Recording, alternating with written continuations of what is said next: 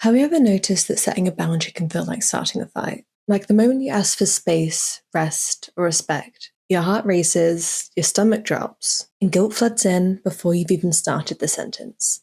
It's not just awkward. For many of us, saying no triggers our nervous system because deep down, we're not just afraid of disappointing someone, we're afraid of being disconnected from them.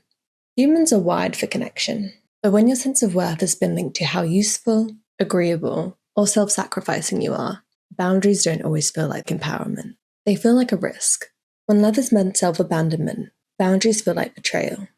But boundaries aren't about pushing people away. They're about how we stay connected to ourselves and to others, with honesty and care. People-pleasing often stems from fawning, a lesser-known trauma response, where you appease others to avoid conflict, rejection, or disconnection. It's a survival mechanism, one that keeps the peace externally, but creates chaos internally. Hi, I'm Jasmine, and welcome to my channel. Here we talk about things all psychology. We talk about psychological theory, research, studies, psychologists, all backed by real science. If that sounds like something you'd be interested in, don't forget to like and subscribe. But for now, let's talk about boundaries. So, where does the guilt come from? Boundary guilt doesn't begin in adulthood. It starts much earlier, when you were taught that love was conditional. That meant that being liked meant being useful, agreeable, and available. Children often internalize these lessons as rational truths. It's a form of relational conditioning. Core beliefs are formed like this. If I say no, they'll be upset. If I set a boundary, they'll leave.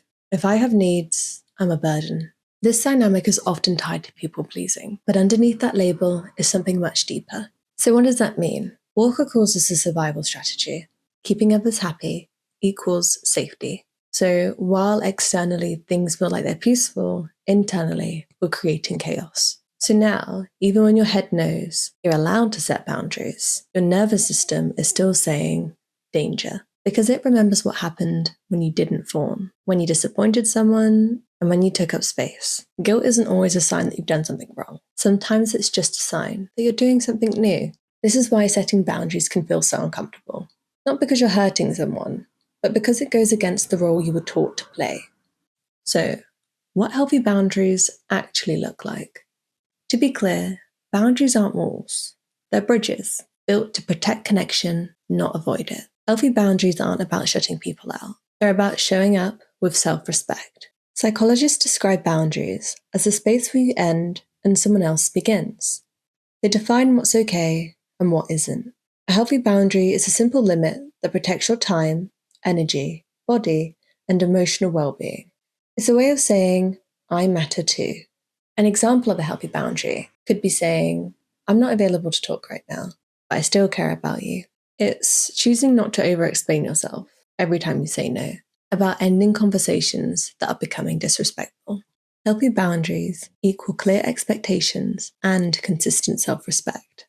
Boundaries don't just protect your peace, they rewire your nervous system. Neuroscience says when you consistently honor your limits, you reduce cortisol, your stress hormone, and you build a sense of safety. In other words, every boundary sends a message to your body. Boundaries aren't punishment, they're protection. So, why regulating your nervous system changes everything? You can know your boundaries, you could even set your boundaries. But if your nervous system isn't regulated, you'll still feel guilty, anxious, like you did something wrong. And that's not because you're weak, it's because your body is still wired for survival. When you spent years people-pleasing, overfunctioning, or ignoring your own needs, your nervous system gets stuck in high alert. According to Polyvagal theory, your body responds to threat in 3 ways. Fight, you argue or over-explain. Flight, you avoid or shut down. And fawn, you appease others to feel safe. For many of us, fawning becomes default. When your nervous system is dysregulated, saying no can feel like threat, even though there is no danger. When you practice boundary setting while regulating your nervous system, you're teaching your brain a new story. I can protect my peace and still be loved. And this taps into neuroplasticity, your brain's ability to rewire itself through repeated and intentional experience. I do have an entire video explaining what neuroplasticity is, and many more videos explaining the psychology of rewiring your brain. I'll link that just above for you to check out. Every time you take a breath, instead of spiraling, Pause instead of people-pleasing. Speak your truth without shrinking. You're not just setting a boundary, you're reshaping your entire relationship with yourself. Nervous system regulation isn't a luxury, it's a pathway to emotional freedom. How to set a boundary without the guilt. So we've talked about boundaries, but how do you actually set a boundary without falling into guilt or self-doubt? Think of boundaries like communication tools. You're not pushing someone away, you're showing them how to be close to you respectfully. Boundaries are how we protect our autonomy, our ability to make choices that align with our needs and our values. According to self-determination theory, autonomy is essential for our psychological well-being. The 3-part boundary formula. 1. State the need clearly. 2. Say how it affects you. And 3. Offer what you can do, if appropriate. An example in a relationship would look like, I need space to recharge after work. When we dive into deep conversation straight away, I feel overwhelmed. Could we check in after 30 minutes of decompressing on my own?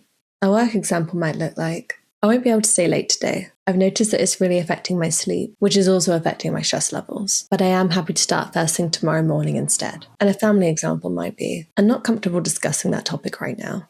When we go there, I feel anxious and disconnected. I'd love to talk about something lighter, and perhaps when I'm ready, we can revisit the topic another time. At first, this might feel clunky or even rude. That's completely normal. Most of us weren't taught how to express our needs without fear or apology.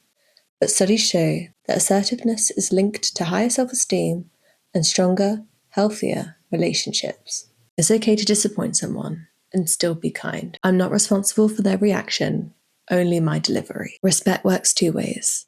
I'm allowed to have needs too.